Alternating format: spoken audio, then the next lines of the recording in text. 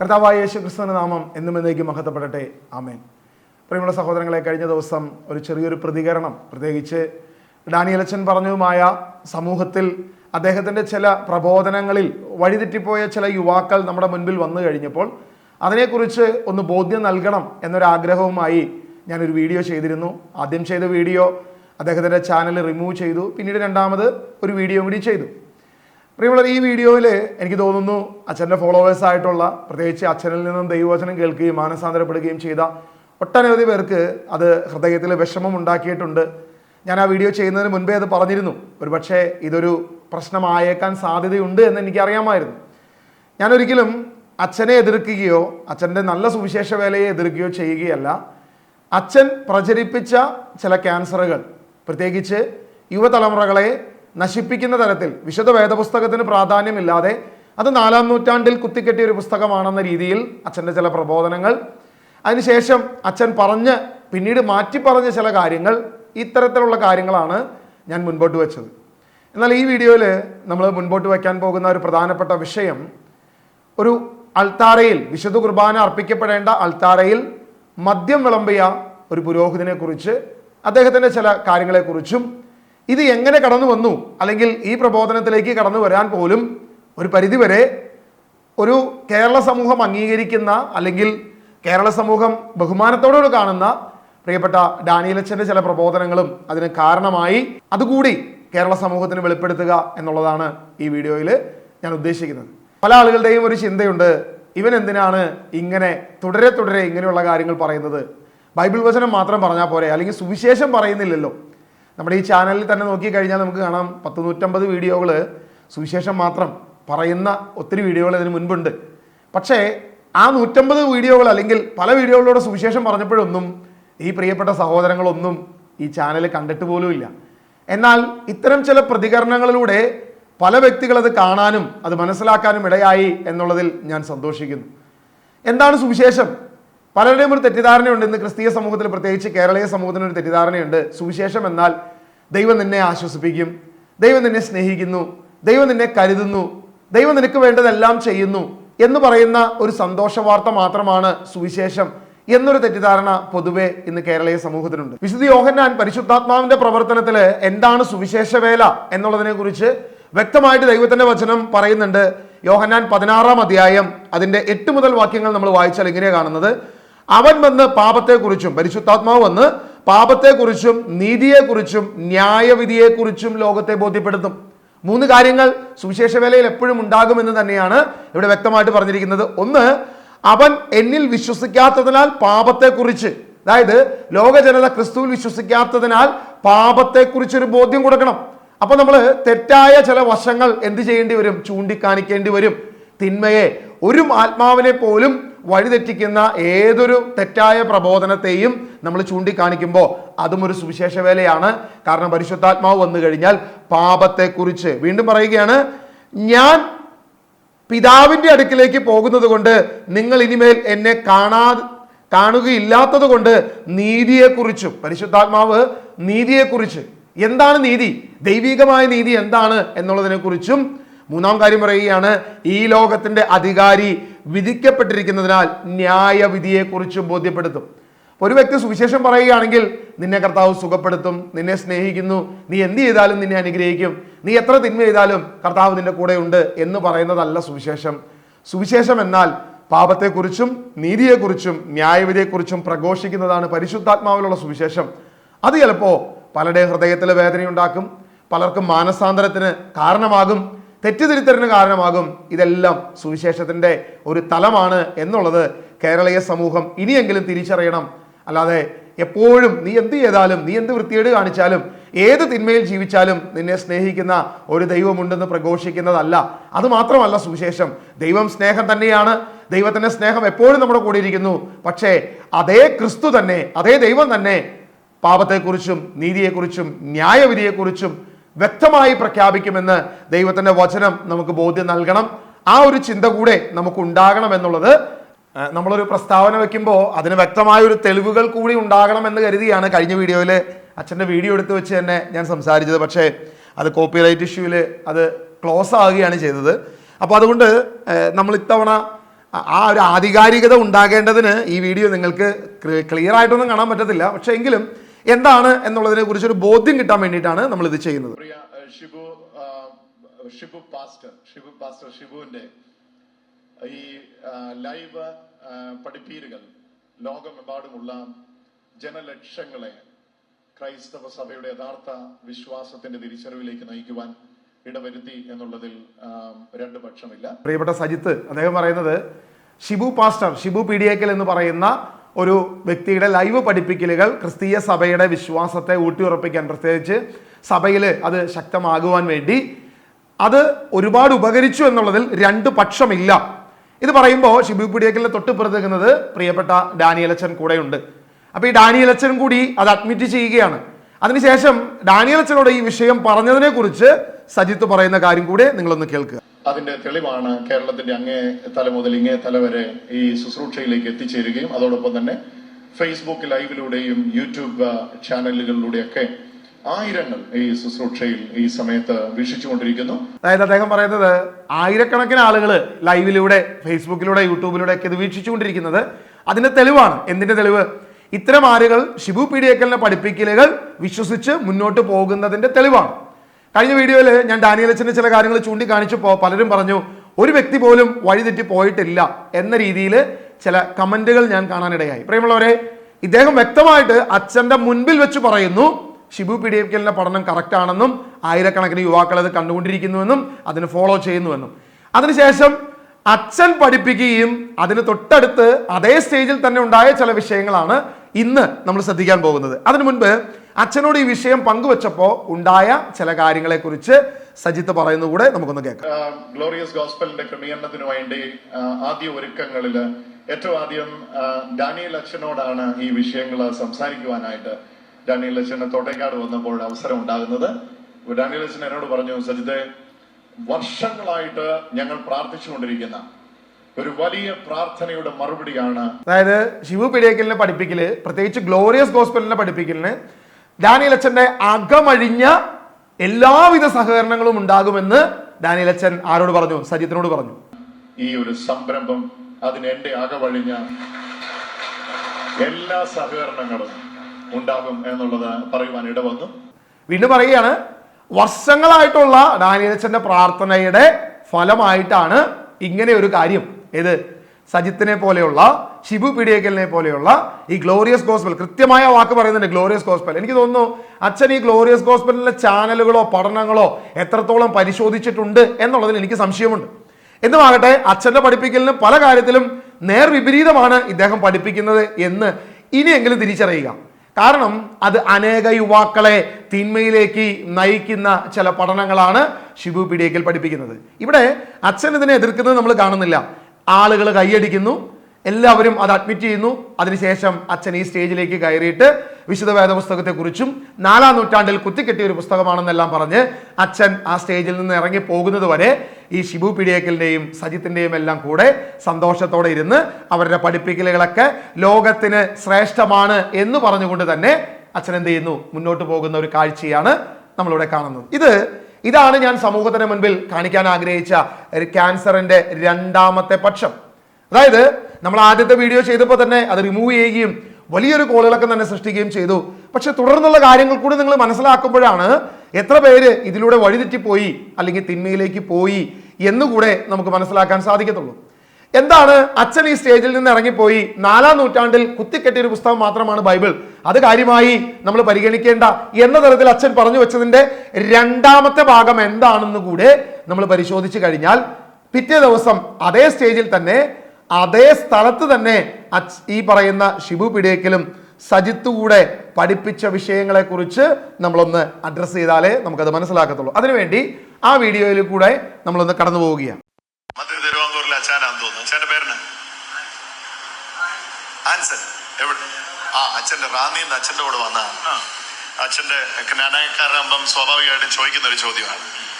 എന്താ ക്നാനായക്കാർ പൊതുവെ ചോദിക്കാൻ സാധ്യതയുള്ള ചോദ്യം എന്നായിരുന്നു? മദ്യപാനി സ്വർഗരാജ്യം അവകാശമാക്കുകയില്ല എന്ന് പറയുന്നത്. പിന്നെ അവർക്ക് വേണ്ടി പ്രാർത്ഥിച്ചാൽ അവർ സ്വർഗത്തിൽ പോവുമോ? അതായത് ഇവിടെ പറഞ്ഞു വയ്ക്കുന്ന കാര്യം ഇതാണ്, മദ്യപാനി സ്വർഗരാജ്യത്തിൽ പ്രവേശിക്കുമോ ഇല്ലയോ എന്നൊരു വിഷയത്തിലാണ് ഇവിടെ ഒരു ചർച്ച അല്ലെങ്കിൽ ഒരു ചോദ്യം. സ്റ്റേജ് ഏതാണെന്ന് നിങ്ങൾക്ക് കാണാൻ പറ്റും. തലേ ദിവസം ഡാനിയൽ അച്ഛനും സജിത്തും ഈ ഷിബു പീഡിയക്കലും തോളോട് തോൾ ചേർന്ന് ഗ്ലോറിയസ് ഗോസ്പൽ അറേഞ്ച് ചെയ്ത, ഈ പറയുന്ന സജിത്തിന്റെ മിനിസ്ട്രി കൂടെ അറേഞ്ച് ചെയ്ത അതേ വിഷയത്തിൽ, അതേ പ്രോഗ്രാമിൽ അച്ഛൻ പോയി പ്രസംഗിച്ച അതേ സ്റ്റേജിൽ പിറ്റേ ദിവസം പഠിപ്പിക്കുന്ന വിഷയം ഇതാണ്: മദ്യപാനം സ്വർഗരാജ്യത്തിൽ പ്രവേശിക്കുന്നതിന് തടസ്സമാണോ അല്ലയോ? ഇത് ചോദിച്ചത് ഒരു ജ്ഞാനായ വ്യക്തിയാണെന്ന് പറയുന്നു. അദ്ദേഹത്തിന്റെ ഒരു ചോദ്യത്തിന് ഉത്തരം നൽകുന്ന ഈ പറയുന്ന ഷിബു പീഡിയക്കലിനെയാണ് നമ്മളിവിടെ കാണുന്നത്. തുടർന്നുള്ള വീഡിയോയിൽ ഷിബു പീഡിയക്കൽ പറയുന്നത്, കഴിഞ്ഞ കുറേ വീഡിയോകളിൽ ലൈവ് പഠിപ്പിക്കലിൽ ഷിബു പീഡിയക്കൽ പറയുന്നത് മദ്യപാനം തെറ്റല്ല, അത് പഴയ നിയമത്തിന്റെ പഠനം മാത്രമാണ്. പഴയ നിയമത്തിൽ മദ്യപാനം ഒരിക്കലും തെറ്റായിട്ടല്ല. മാതാപിതാക്കൾ സഭയോട് വന്ന് പറയുകയാണെങ്കിൽ അവൻ ഉപദേശിക്കണം, അതല്ലാതെ മദ്യപാനം തെറ്റല്ല. മാത്രമല്ല, ദൈവം ലോകത്തെ നശിപ്പിച്ചതിന് ശേഷം നോഹ മദ്യപിച്ച് കൂത്താടി കിടന്നു, അതുകൊണ്ടാകട്ടെ അത് ദൈവത്തിനൊരു പ്രശ്നമില്ല. ഇവിടെയുള്ള ചില ക്രിസ്ത്യാനികൾക്കാണ് പ്രശ്നം. അങ്ങനെ മദ്യപിക്കുന്നതുകൊണ്ട് സ്വർഗരാജ്യത്തിലെ പ്രവേശനം തടയപ്പെടുന്നില്ല. ഇതാണ് ഷിബു പീഡിയക്കലിന്റെ പഠനം. വീണ്ടും അദ്ദേഹം പറയുന്നു, യേശു ക്രിസ്തു കാനാവിൽ എന്ത് ചെയ്തു? മദ്യം കൊടുത്തു, അതും വീര്യമുള്ള മദ്യമാണ്. അപ്പോൾ ഇതൊന്നും ഒരു പ്രശ്നമല്ല എന്ന് പഠിപ്പിക്കുന്ന ഷിബു പീഡിയക്കലിനെ നമുക്ക് അദ്ദേഹത്തിന്റെ വീഡിയോയിൽ കാണാൻ സാധിക്കും. ഞാൻ അദ്ദേഹത്തിന്റെ വീഡിയോ ഒന്നും എടുത്ത് ഇനി ഒരു പരീക്ഷണത്തിന് വേണ്ടി നിൽക്കുന്നില്ല. കാരണം നിങ്ങൾക്ക് താല്പര്യമുള്ളവർക്ക് അദ്ദേഹത്തിന്റെ വീഡിയോ പോയി നോക്കാം. പക്ഷേ ഒറ്റ കാര്യമേ ഉള്ളൂ, വഴിതെറ്റിപ്പോകാൻ ഏറ്റവും കൂടുതൽ സാധ്യതയുള്ള ഒരു കാര്യമാണ്, അല്ലെങ്കിൽ യുവാക്കളെ നശിപ്പിക്കുന്ന ഒരു ഇക്കാലഘട്ടത്തിലെ ലൈവ് പഠിപ്പിക്കലാണ് ഈ ഷിബു പീഡിയക്കലിന്റെ എന്നുള്ളതിൽ ഒരു സംശയമില്ല. പക്ഷേ സജിത്തിനെ സംബന്ധിച്ചിടത്തോളം, അല്ലെങ്കിൽ ഈ പറയുന്ന ഡാനിയൽ അച്ഛനെ സംബന്ധിച്ചിടത്തോളം, ഇവർ രണ്ടുപേരും അത് അഡ്മിറ്റ് ചെയ്യുന്നത് ക്രിസ്തീയ സമൂഹത്തിന് ഏറ്റവും ആവശ്യമായ കാര്യം വർഷങ്ങളോളമുള്ള പ്രാർത്ഥനയുടെ അനന്തര ഫലമാണ് എന്നുള്ളതാണ് ഇവിടെ രണ്ടുപേരും പഠിപ്പിക്കുന്നത്. എൻ്റെ ചോദ്യം ഇതാണ് അച്ഛനോട്: മദ്യപാനി സ്വർഗരാജ്യത്തിൽ പ്രവേശിക്കുമോ ഇല്ലയോ?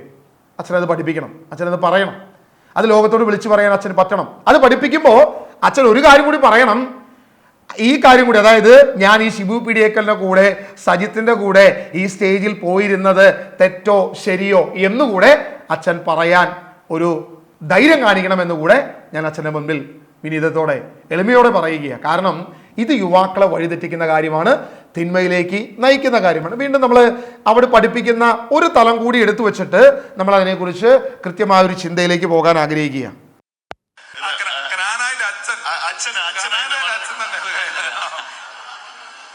75-ാം സങ്കീർത്തനം 8-ാം വാക്യം: യഹോവയുടെ കയ്യിലൊരു പാനപാത്രമുണ്ട്, വീഞ്ഞു നുരയ്ക്കുന്നു, മദ്യം കൊണ്ട് നിറഞ്ഞിരിക്കുന്നു, അവൻ അതിൽ നിന്ന് പകരുന്നു. ഭൂമിയിലെ സകല ദുഷ്ടന്മാരും അതിനെ മട്ടു വലിച്ചു കുടിക്കും. അപ്പൊ തെളിനീർ ആര് കുടിച്ചു? ശ്രദ്ധിച്ചു കേൾക്ക. യഹോവയുടെ കയ്യിൽ പാനപാത്രമുണ്ട്, വീഞ്ഞു നുരയ്ക്കുന്നു, മദ്യം കൊണ്ട് നിറഞ്ഞിരിക്കുന്നു, അവൻ അതിൽ നിന്ന് പകരുന്നു. ആര്? യഹോവ. ഭൂമിയിലെ ദുഷ്ടന്മാർക്കൊക്കെ മട്ട്. അപ്പൊ അതിന്റെ തെളിനീർ ആര് കുടിച്ചു? പറ. ഒന്നീ യഹോവ കുടിച്ചു, അല്ലെ നീതിമാന്മാര് കുടിച്ചു, അല്ലേ? പിന്നെ ഈ പാവക്കുടിച്ചാൽ മട്ട കുടിക്കുന്ന പ്രശ്നം. യഹോവയെ പിശാച് എന്ന് വിളിക്കുന്ന തരത്തിലുള്ള പഠനങ്ങൾ കൊണ്ടുവരുന്ന ഇതേ ഷിബു പീഡിയക്കൽ ഇരുന്ന് ഈ സ്റ്റേജിൽ ഇരുന്ന് പറഞ്ഞ കാര്യങ്ങളാണ് നമ്മൾ ആദ്യം കേട്ടത്. അതിനുശേഷം അവിടെ ഉണ്ടായിരുന്ന ഒരു ക്നാനായിലെ പുരോഹിതൻ, ഒരു അച്ഛൻ, ആ അച്ഛൻ പറയുന്ന ഒരു വാക്യം ഇതാണ്. സങ്കീർത്തന പുസ്തകം 75-ാം അധ്യായം അതിന്റെ 8-ാം വാക്യം വെച്ചിട്ട് പറയുകയാണ്: നുരഞ്ഞു പൊന്നുന്ന വീര്യമേറിയ വീഞ്ഞ് നിറഞ്ഞ പാനപാത്രം കർത്താവിന്റെ കയ്യിലുണ്ട്, അവിടുന്ന് അത് പകർന്നു കൊടുക്കും, ഭൂമിയിലെ സകല ദുഷ്ടന്മാരും അത് മട്ടുവരെ ഊറ്റിക്കുടിക്കും. ഈ വചനത്തെ അച്ഛൻ വിദഗ്ധമായി മദ്യപാനികൾക്ക് അനുകൂലമായി വളച്ചൊടിക്കുന്ന ഒരു പ്രേരണയാണ്, ഒരു രീതിയാണ് നമ്മളവിടെ കണ്ടത്. ഇനി അച്ഛനത് പറയുമ്പോൾ അതിനെ കൈയടിച്ച് പ്രോത്സാഹിപ്പിക്കുന്ന ഷിബു പീഡിയക്കൽ, അതിന് സന്തോഷത്തോടു കൂടെ ഇതാണ് കറക്റ്റ് എന്ന് പറയുന്ന സജിത്തിനെ നമുക്കവിടെ കാണാം. തലേ ദിവസം ഇവരോട് തോളോട് തോൾ ചേർന്ന് പ്രവർത്തിച്ച ഡാനിയൽ അച്ഛനെ കൂടെ നിങ്ങൾ ഈ വേദിയിലേക്ക് കൊണ്ടുവരിക. എന്നിട്ട് ഇത് ശരിയാണോ? ഒന്ന്, യഹോവ എന്ത് ചെയ്തു? ജനത്തിന് മദ്യം കൊടുത്തു, അത് മട്ടുവരെ ഊറ്റി കുടിക്കാൻ, ദുഷ്ടനും തെളിനീര് കുടിക്കാൻ. ആർക്ക്? ജനത്തിനോ അല്ലെങ്കിൽ യഹോവയ്ക്കോ? ഇതാണ് അച്ഛന്റെ വാക്യം. അച്ഛൻ പറഞ്ഞത്, ഒന്നേ തെളിനീര് ആര് കുടിച്ചു? യഹോവ കുടിച്ചു, അല്ലേ നീതിമാൻ കുടിച്ചു. അപ്പൊ ഈ പാവപ്പെട്ടവൻ രണ്ടെണ്ണം കഴിക്കുന്നതിന് വല്ല തെറ്റുണ്ടോ എന്നാണ് അച്ഛന്റെ ചില ചോദ്യം.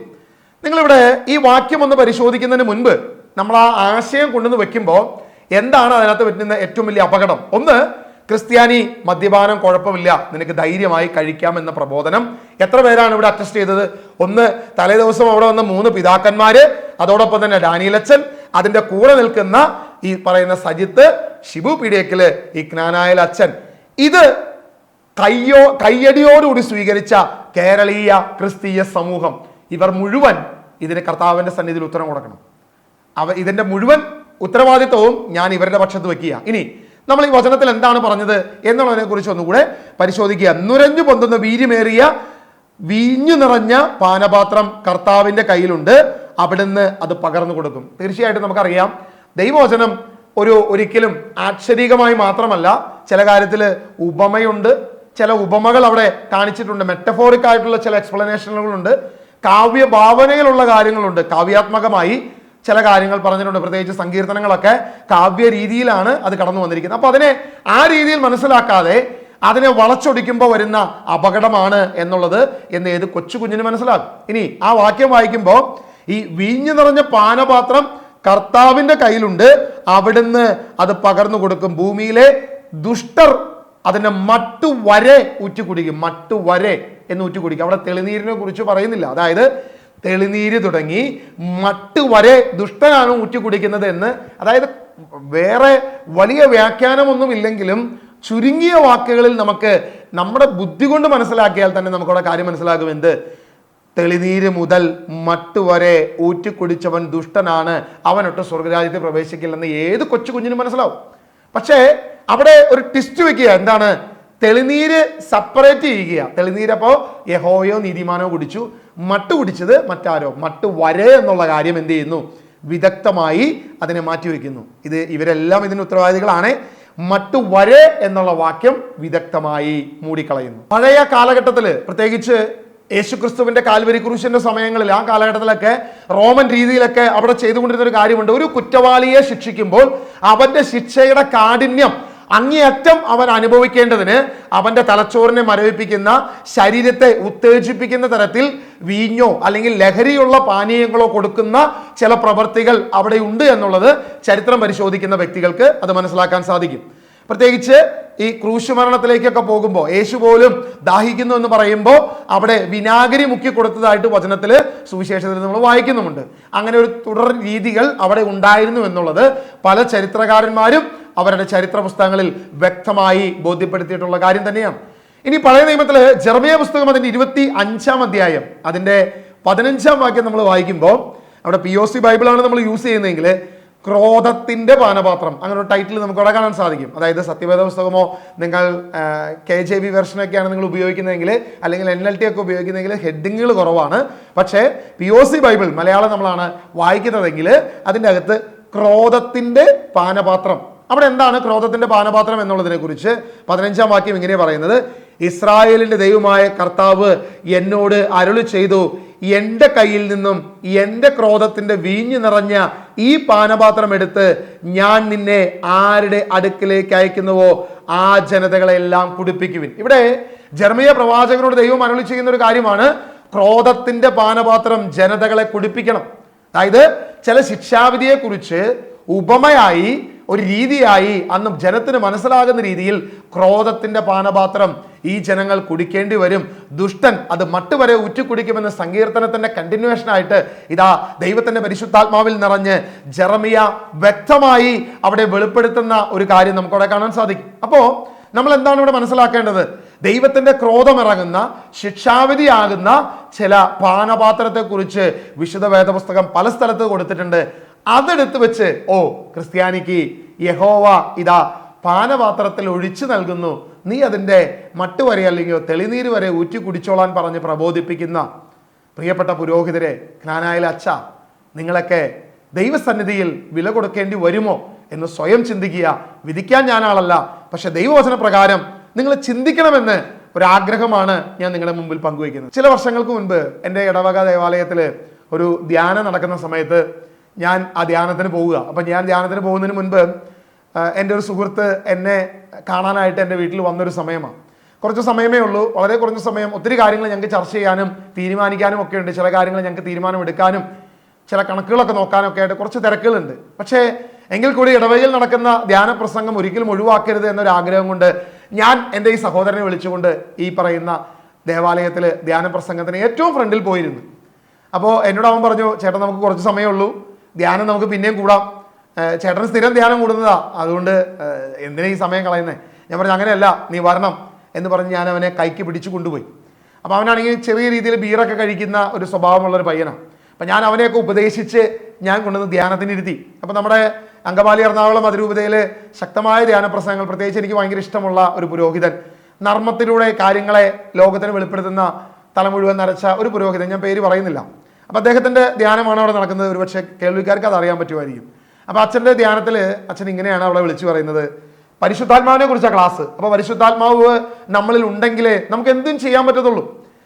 നന്നായി നമുക്ക് ഭക്ഷിക്കണമെങ്കിൽ പോലും പരിശുദ്ധാത്മാവ് വേണം, പ്രാർത്ഥനയ്ക്കണമെങ്കിൽ പരിശുദ്ധാത്മാവ് വേണം, വിശുദ്ധ കുർബാന സ്വീകരിക്കണമെങ്കിൽ പരിശുദ്ധാത്മാവ് വേണം. ഇങ്ങനെ പറഞ്ഞ് അച്ഛൻ പറഞ്ഞൊരു കാര്യം ഇതാണ്, എന്തിനേറെ പറയുന്നു, ക്രിസ്ത്യാനി, ഒരു പെഗ് മദ്യം ആസ്വദിച്ച് നിനക്ക് കഴിക്കണമെങ്കിൽ നിനക്ക് പരിശുദ്ധാത്മാവ് ഉണ്ടായേ തീരൂ എന്ന് പറഞ്ഞുകൊണ്ട് അച്ഛൻ്റെ പ്രബോധനം ഞാൻ അവിടെ ആ ഇടവക ദേവാലയത്തിൽ വിശുദ്ധ കുർബാന അർപ്പിക്കുന്ന അതേ അൾത്താരയിൽ നിന്ന് ആ പുരോഹിതൻ ഇതാ മദ്യം വിളമ്പുന്ന കാഴ്ച, അല്ലെങ്കിൽ മദ്യത്തിന് വേണ്ടി സപ്പോർട്ട് ചെയ്യുന്നൊരു കാഴ്ച ഞാൻ ആ ദേവാലയത്തിൽ നിന്ന് കണ്ടു. സത്യം പറഞ്ഞ് എനിക്ക് വിഷമം തോന്നി.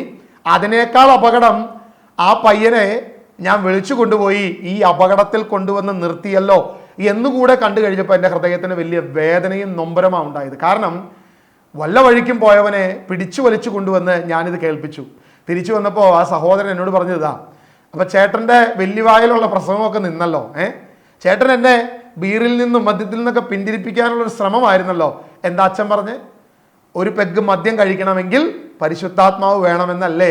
അപ്പോൾ അച്ഛൻ്റെ പ്രസംഗം അനുസരിച്ച് ചേട്ടനിൽ പരിശുദ്ധാത്മാവ് ഇല്ലേ എന്ന് നിങ്ങൾ ചിന്തിക്കണമെന്നാണ് ആ സഹോദരൻ എന്നോട് പറഞ്ഞത്. പ്രിയമുള്ളവർ, ഇതിൻ്റെ അപകടം എത്രത്തോളം വലുതാണ് എന്ന് നിങ്ങളൊന്ന് ചിന്തിച്ചു നോക്കുക. യേശു പറഞ്ഞൊരു കാര്യമുണ്ട്, നിന്റെ പ്രബോധനം ഒരു വ്യക്തിയെ തിന്മയിലേക്ക് നയിക്കുന്നുവെങ്കിൽ അതിലും നല്ലത് കഴുത്തിൽ തിരികല്ല് കെട്ടി കടലിൽ പോയി ചാടുന്നതാണ്. ഈ യുവാവിനെ ഈ മദ്യത്തിലേക്ക് അല്ലെങ്കിൽ ഈ തരത്തിലേക്ക് ചിന്തിപ്പിക്കാൻ ഇടയാക്കിയത് ആരാണെന്ന് കൂടെ നിങ്ങൾ പരിശോധിക്കണം, നിങ്ങൾ ചിന്തിച്ചു നോക്കണം. സ്വന്തം കാര്യങ്ങൾ കൂടെ മാറ്റിവെച്ചിട്ട് ഞാൻ ഈ ഉദ്യമത്തിന് വേണ്ടി ഇറങ്ങി തിരിച്ചത്. അതല്ലാതെ എൻ്റെ മേന്മയ്ക്കോ യൂട്യൂബിൽ കൂടെ കാശുണ്ടാക്കാനൊന്നുമല്ല നമ്മൾ ഇതിനു വേണ്ടി ഇറങ്ങിത്തിരിക്കുന്നത്. കാരണം ഒരു വീഡിയോ ചെയ്യണമെങ്കിൽ എത്ര സമയമെടുക്കും, എത്ര സമയം റിസർച്ച് ചെയ്യണം, എത്ര സമയമെടുത്ത് ഈ വീഡിയോ ചെയ്യണം, അത് എഡിറ്റ് ചെയ്ത് നിങ്ങളുടെ മുൻപിൽ എത്തിക്കണമെങ്കിൽ അതിലും സുഖമായി ഞാൻ എൻ്റെ ജോലി ചെയ്താൽ ഇന്ന് യൂട്യൂബിൽ നിന്ന് കിട്ടുന്ന വരുമാനത്തിൻ്റെ 7 ഇരട്ടി എനിക്ക് സമ്പാദിക്കാം. പക്ഷേ ആത്മാക്കൾ ക്രിസ്തുവിൽ നിന്നും അകന്നു പോകുന്നു എന്ന എൻ്റെ ചിന്തയാണ് ഞാൻ ഇതിനു വേണ്ടി ഇറങ്ങിത്തിരിക്കാൻ കാരണം. ഒരാളെങ്കിലും ക്രിസ്തുവിനെ അറിയണം, ദൈവവചനത്തിലേക്ക് തിരിച്ചു വരണം എന്ന ആഗ്രഹമാണ് ഇന്ന് ഞാനായിരിക്കുന്ന കത്തോലിക്ക സഭയിൽ നിന്നുകൊണ്ട് ഞാൻ ഈ പ്രവൃത്തി ചെയ്യുന്നതിൻ്റെ കാരണമെന്ന് നിങ്ങൾ ഇനിയെങ്കിലും തിരിച്ചറിയണമെന്നാണ് ഞാൻ ആഗ്രഹിക്കുന്നത്. പ്രിയമുള്ളവരെ, വീണ്ടും ഒരു ക്രിസ്ത്യാനിക്ക് മദ്യം കഴിക്കാൻ പാടുണ്ടോ എന്നുള്ളതിനെ കുറിച്ച് ഈ വീഡിയോയിൽ ചിന്തിച്ചുകൊണ്ട് നമുക്ക് മുന്നോട്ട് പോകാം. ലേവ്യ പുസ്തകം, വിശുദ്ധ വേദപുസ്തകത്തിൽ അതിൻ്റെ 10-ാം അധ്യായം 9-ാം വാക്യം നമ്മളോട് പറയുന്ന വ്യക്തമായൊരു കാര്യം കൂടെ വായിച്ച് നമ്മൾ മുന്നോട്ട് പോവുകയാണ്. നീയും പുത്രന്മാരും സമാഗമന കൂടാരത്തിലേക്ക് പോകുമ്പോൾ വീഞ്ഞോ ലഹരി സാധനങ്ങളോ കുടിക്കരുത്, കുടിച്ചാൽ നിങ്ങൾ മരിക്കും.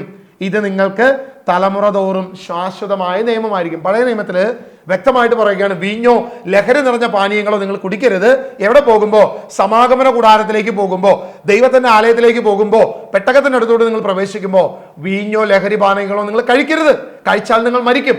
പ്രത്യേകിച്ച് ശ്രദ്ധിച്ചോ, ഈ പ്രധാന പുരോഹിതൻ അതിന്റെ അകത്തോട്ട് പ്രവേശിക്കുമ്പോൾ, അല്ലെങ്കിൽ ലേവി പുരോഹിതരോ അവിടെ ഉണ്ടായിരുന്ന ശുശ്രൂഷകരോ ആരെങ്കിലും അകത്തേക്ക് പ്രവേശിക്കുമ്പോൾ വീഞ്ഞോ ലഹരി പാനീയങ്ങളോ ഒന്നും കഴിക്കത്തില്ല. അങ്ങനെ കഴിച്ചാൽ അവർ മരണപ്പെടും. ശവത്തെ തൊടാൻ അനുവാദമില്ലാത്ത യഹൂദ സമൂഹം എന്ത് ചെയ്തിരുന്നു? പ്രധാന പുരോഹിതൻ ഈ പെട്ടകത്തിന്റെ അകത്തോട്ട് പോകുമ്പോൾ അവന്റെ കാലിൽ കയറ് കെട്ടിയാ പോകുന്നത്. ഇത്ര സമയമായിട്ടും ശുശ്രൂഷ കഴിഞ്ഞ് ഇറങ്ങി വന്നില്ലെങ്കിൽ കയറെ പിടിച്ച് വലിച്ചു പുറത്തേക്കിടും. കാരണം ദൈവത്തിന്റെ ക്രോധം അവിടെ ഇറങ്ങി, ശിക്ഷാവിധി അവിടെ ഇറങ്ങി, ആ പുരോഹിതൻ മരണപ്പെട്ടു എന്ന ചില പ്രവർത്തികൾ ഉള്ളത് കൊണ്ട് അത് അശുദ്ധമാകാതിരിക്കാൻ അവനെ കാലേ കെട്ടിയിരിക്കുന്ന കയറ് വലിച്ചു പുറത്തിറക്കുന്ന ചില പാരമ്പര്യം കൂടി യഹൂദ സമൂഹത്തിന് ഉണ്ടായിരുന്നു എന്ന് എത്ര പേര് അറിയുന്നു? പ്രിയമുള്ളവരെ, പുതിയ നിയമത്തിന്റെ വീക്ഷണത്തിൽ നമ്മൾ കടന്നു വരുമ്പോൾ ദേവാലയം എന്ന് പറയുന്നത് നമ്മുടെ ശരീരമാണ്. 1 കൊരിന്തോസ് അതിന്റെ 3-ാം അധ്യായം 16-ാം വാക്യം പറയുന്നു, നിന്റെ ശരീരം ദൈവത്തിന്റെ ആലയമാണ്, ദൈവത്തിന്റെ ആലയത്തെ നശിപ്പിക്കുന്നവനെ ഞാൻ നശിപ്പിക്കും. ദൈവത്തിൻ്റെ ആലയത്തിലേക്കാണ് നമ്മൾ ഈ മദ്യസേവ ചെയ്യുന്നത്, അല്ലെങ്കിൽ ഈ ലഹരി പാനീയങ്ങൾ കഴിക്കുന്നത്. ഇങ്ങനെ കഴിക്കുന്ന നിന്റെ ശരീരം അടിക്കടി, മദ്യത്തിൻ്റെ പുറത്ത് തന്നെ എഴുതി വെച്ചിട്ടുണ്ട്, മദ്യപാനം ആരോഗ്യത്തിന് ഹാനികരം. നിന്റെ ശരീരത്തിൻ്റെ ആരോഗ്യത്തിന് ഹാനികരമാകുന്ന ഈ മദ്യം നീ കഴിക്കുമ്പോൾ ദൈവത്തിൻ്റെ ആലയത്തെ നീ നശിപ്പിക്കുന്നു. ദൈവത്തിൻ്റെ ആലയത്തെ നശിപ്പിക്കുന്നവനെ ഞാനും നശിപ്പിക്കുമെന്ന് ദൈവത്തിൻ്റെ വചനം വ്യക്തമായിട്ട് പറഞ്ഞിരിക്കുന്നു. ഇനി എന്തിനാണ് ഈ മദ്യത്തിൻ്റെ പിന്നാലെ പോകുന്നത്? മാത്രമല്ല സ്വർഗരാജ്യത്തിന് നീ അയോഗ്യനാകുകയും ചെയ്യും. ഇവിടെ എല്ലാവരും ഒരു കൺഫ്യൂഷൻ. വീഞ്ഞ് എന്ന് വാക്കാണ്. യേശു അപ്പോൾ വീഞ്ഞുണ്ടാക്കിയല്ലോ, യേശു വെള്ളം വീഞ്ഞാക്കിയല്ലോ. ഇത് വ്യക്തമായൊരു പഠനമില്ലാത്ത ചില ആളുകളാണ് ഇതിനെ തെറ്റായ രീതിയിൽ വളച്ചൊടിക്കുന്നത്. നമ്മൾ പഴയ നിയമത്തിൽ വീഞ്ഞ് എന്ന് കാണുന്ന ഹെബ്രായ വാക്കുകൾ ശ്രദ്ധിച്ചു കഴിഞ്ഞാൽ അവിടെ കാണാൻ സാധിക്കും. പല വാക്കുകൾ അവിടെ ഉപയോഗിച്ചിട്ടുണ്ട്. യായിൻ എന്നും ഷെക്കേർ എന്നും, അതുപോലെ പുതിയ നിയമത്തിൽ ഒയിനോസ് എന്ന രീതിയിലും, അങ്ങനെ പല രീതിയിൽ ഉപയോഗിച്ചിട്ടുണ്ട്. നമ്മൾ ഹെബ്രായ ഭാഷയും ഗ്രീക്ക് ഭാഷയും മലയാള ഭാഷയും നമ്മളിന്ന് പരിചയപ്പെടുമ്പോൾ ആദ്യം മനസ്സിലാക്കേണ്ടത് ഹെബ്രായ ഭാഷയിൽ വളരെ ചുരുങ്ങിയ വാക്കുകളേ ഉള്ളൂ, എന്നാൽ മലയാള ഭാഷയിൽ കുറേ വാക്കുകളുണ്ട്. ചില കാര്യത്തിൽ നേരെ തിരിച്ചുമാണ്. അതായത് വീര്യം നിറഞ്ഞ വീഞ്ഞുകളും വീര്യമില്ലാത്ത വീഞ്ഞുകളും എന്ന തരത്തിൽ പല വാക്കുകളാണ് പഴയ നിയമത്തിൽ ഉപയോഗിച്ചിരിക്കുന്നത്. ഷെക്കേർ എന്ന് പറഞ്ഞാൽ വീര്യമേറിയ മദ്യം തന്നെയാണ്. എന്നാൽ അവിടെയെല്ലാം മലയാളത്തിലേക്ക് ട്രാൻസ്ലേറ്റ് ചെയ്തപ്പോൾ കോമൺ ആയി വീഞ്ഞ് എന്ന ഒറ്റ വാക്കാണ് വിശുദ്ധ വേദപുസ്തകം, പ്രത്യേകിച്ച് POC ബൈബിൾ ഉപയോഗിച്ചിരിക്കുന്നത്. അത് തന്നെയാണ് നമ്മളെല്ലാം തെറ്റിദ്ധരിക്കാൻ കാരണം. ഈ പറയുന്ന പല കാര്യങ്ങളും വീഞ്ഞ് എന്ന് പറഞ്ഞിരിക്കുന്നത് എന്താണ് നമ്മൾ തെറ്റിദ്ധരിക്കുന്നു? മദ്യമാണ് എന്ന് നമ്മൾ തെറ്റിദ്ധരിച്ചു പോകുന്നതാണ് മറ്റൊരു കാരണം. നിങ്ങളത് തെറ്റിദ്ധരിക്കരുത്. കാരണം കാര്യങ്ങൾ മനസ്സിലാക്കുമ്പോൾ വളരെ വ്യക്തമാണ്. ഒയിനോസ് എന്ന് പറയുന്ന ആ വാക്കാണ് അവിടെ പുതിയ നിയമത്തിൽ ഉപയോഗിച്ചിരിക്കുന്നത്. യേശു വെള്ളം വീഞ്ഞാക്കി എന്ന് പറയുന്നത് ഒയിനോസ് ആണ്. അതൊരിക്കലും നിങ്ങൾ ഉദ്ദേശിക്കുന്ന തരത്തിൽ ഇന്ന് നമുക്ക് ബാറിൽ ലഭിക്കുന്ന വീര്യമേറിയ വീഞ്ഞോ വീര്യമേറിയ മദ്യമോ ബിയറോ ഇതൊന്നുമല്ല. ഒയിനോസ് എന്ന് പറയുന്നത് നമ്മൾ ഇന്ന് അടങ്ങുന്ന ഓരോ ഫ്രൂട്ട്സിലും പോലും ആൽക്കഹോളിന്റെ ചെറിയ കണ്ടന്റുകൾ ഉണ്ടാകാം. അത് നമ്മൾ ചെക്ക് ചെയ്താൽ അവർ പറയുന്ന ചില പെർസെൻറ്റേജുകൾ ഉണ്ട്. ചിലപ്പോൾ 7% ഒക്കെ ഉള്ള ചില ഫ്രൂട്ട്സുകൾ വരെയുണ്ട്. ഇങ്ങനെ ഭക്ഷണപാനീയങ്ങളിൽ കലരുന്ന തരത്തിലുള്ള പെർസെൻറ്റേജ് അടങ്ങുന്ന വളരെ ചുരുങ്ങിയ അളവിൽ ആൽക്കഹോളിക് പവർ ഉള്ള ഒന്നാണ് ഈ ഒയിനോസ് എന്ന് പറയുന്ന കാര്യം. അതല്ലാതെ ഇന്ന് കാണുന്ന വീര്യമേറിയ ഒരു മദ്യത്തിനോ ഒരു കാര്യത്തിനോ വിശുദ്ധ വേദപുസ്തകം അനുകൂലമല്ല. അങ്ങനെ ചെയ്യുന്നവൻ എന്തു പറ്റുന്നു? അവൻ സ്വർഗരാജ്യത്തിന് അയോഗ്യനാകുന്നു. തീർച്ചയായും അവൻ പുറന്തള്ളപ്പെടുന്നു. നിന്റെ ശരീരം ദൈവത്തിൻ്റെ ആലയമാകിയാൽ മദ്യം അതിനകത്തേക്ക് പ്രവേശിച്ചാൽ നിന്നെ നശിപ്പിക്കുമെന്ന് വിശുദ്ധ വേദപുസ്തകം നമ്മളെ പഠിപ്പിക്കുന്നു. ഡാനിയേൽ അച്ഛൻ നിന്ന അതേ സ്റ്റേജിൽ പിറ്റേ ദിവസം ഉണ്ടായിരുന്ന കാര്യം അച്ഛൻ്റെ ശ്രദ്ധയിൽപ്പെട്ടോ എന്ന് എനിക്കറിയത്തില്ല. കേരളീയ സമൂഹത്തിൻ്റെ ഇടയിൽ പ്രത്യേകിച്ച് റീൽസായി നിരന്നു വന്ന ഒരു വീഡിയോ ആണ് ഞാൻ നിങ്ങളുടെ മുമ്പിൽ കുറച്ച് മുമ്പ് കാണിച്ചു തന്നത്. അതായത് ജ്ഞാനായ അച്ഛൻ തന്നെ പറയുന്നു മദ്യം കഴിക്കാം. ഡാനിയേൽ അച്ഛൻ ആ സ്റ്റേജിൽ നിന്ന് സുവിശേഷം പ്രഘോഷിച്ചു. അച്ഛൻ പറഞ്ഞ വാക്കാണ് ഞാൻ നിങ്ങളുടെ മുമ്പിൽ പറഞ്ഞത്. ഇത് വർഷങ്ങളോളമുള്ള എൻ്റെ ആഗ്രഹവും പ്രാർത്ഥനയുമായിരുന്നു. ഞാൻ കഴിഞ്ഞ ഫസ്റ്റ് വീഡിയോയിൽ തന്നെ പറഞ്ഞിരുന്നു, ഇതെന്താണ് യുവസമൂഹത്തെ നശിപ്പിച്ചത്? സ്റ്റേജ് 1 വിശുദ്ധ വേദപുസ്തകത്തിന് പ്രാധാന്യമില്ല. ഇത് കുത്തിക്കെട്ടിയ പുസ്തകമാണ്. ഇത് 2ാം തരമാണ്. 4ാം നൂറ്റാണ്ടിൽ വന്ന ഒരു പുസ്തകമാണ് എന്ന് പറയുമ്പോൾ വിശുദ്ധ വേദപുസ്തകത്തിന്റെ ആധികാരികതയെ ചോദ്യം ചെയ്യുന്നു. 2ാമത്തെ സ്റ്റേജിലേക്ക് വന്നപ്പോൾ ഇവിടെ ചില ആളുകൾ ഇരുന്ന് ഈ വിശുദ്ധ വേദപുസ്തകം തന്നെ വെച്ചിട്ട് മദ്യം കഴിക്കാം, യഹോവ അതിനെ സപ്പോർട്ട് ചെയ്യുന്നു എന്നൊക്കെ പറഞ്ഞുകൊണ്ട് ചില കാര്യങ്ങൾ പറയുന്നു. ഇനി ഈ പറയുന്ന ഷിബു പിടിയേക്കലിനോട് തോളോട് തോൾ ചേർന്ന് പ്രവർത്തിച്ച ഡാനിയേൽ അച്ഛൻ അദ്ദേഹത്തിൻ്റെ പഴയ പഠനങ്ങളും പുതിയ പഠനങ്ങൾ കൂടെ തിരിച്ചറിയണം. ബൈബിളിനെ കുറിച്ച് അദ്ദേഹം എന്ത് പഠിപ്പിക്കുന്നു എന്നുകൂടെ നാളത്തെ വീഡിയോയിൽ നിങ്ങളുടെ മുൻപിൽ കടന്നു വരുമ്പോൾ നിങ്ങൾക്ക് വ്യക്തമായി മനസ്സിലാകും ഞാൻ എന്തുകൊണ്ടാണ് ഈ പ്രതികരണത്തിന് എന്നെ പരിശുദ്ധാത്മാവ് പ്രചോദിപ്പിച്ചത് എന്നുകൂടെ വ്യക്തമാകും. അതുവരെ ദൈവം നമ്മെ അനുഗ്രഹിക്കട്ടെ. ദൈവത്തിൻ്റെ പരിശുദ്ധാത്മാവ് നമ്മുടെ കൂടെ ഉണ്ടാകട്ടെ. സകല തെറ്റായ പഠിപ്പിക്കലിൽ നിന്നും കർത്താവിൻ്റെ ആത്മാവ് നമ്മളെ മാറ്റി നിർത്തട്ടെ, വേർപെടുത്തി നിർത്തട്ടെ എന്ന് യേശുവിൻ്റെ നാമത്തിൽ ഞാൻ പ്രാർത്ഥിക്കുന്നു. God bless you.